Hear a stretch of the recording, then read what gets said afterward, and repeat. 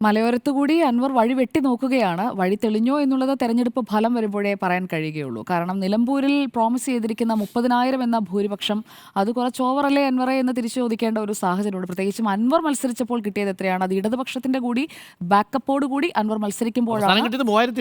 അതാണ് അത് ഇടതുപക്ഷത്തിന്റെ കൃത്യമായ ബാക്കപ്പോട് കൂടിയുള്ള അൻവറാണ് നിലമ്പൂരിൽ ആ ഭൂരിപക്ഷത്തിലേക്ക് എത്തിയതും രണ്ടാം വട്ടവും നിയമസഭയിലേക്ക് പോയതും. അപ്പോൾ അൻവർ മൈനസ് ഇടതുപക്ഷം എന്ന് വരുന്ന ഒരു ഫോർമുലയിലേക്കാണ് UDF എൻ്റർ ചെയ്യുന്നത്. അവിടെ ഏത് സ്ഥാനാർത്ഥിയായാലും അൻവറിന് അവിടെ ഒരു പോരാളിയുടെ റോളല്ല, ഒരു തെരഞ്ഞെടുപ്പ് തന്ത്രജ്ഞൻ്റെ റോളാണ് നിലമ്പൂരിനെ സംബന്ധിച്ചിടത്തോളം. പിന്നെ ഒരു രക്തസാക്ഷി പരിവേഷം അൻവറിനുണ്ട് എന്നതാണ് UDF കുറച്ചെങ്കിലും ആശ്വാസം തരേണ്ട കാര്യം. പക്ഷേ തിരിച്ചാണെങ്കിലോ അവിടെ LDF ആണ് വിജയിക്കുന്നതെങ്കിൽ പിന്നെ അൻവർ എന്താകും?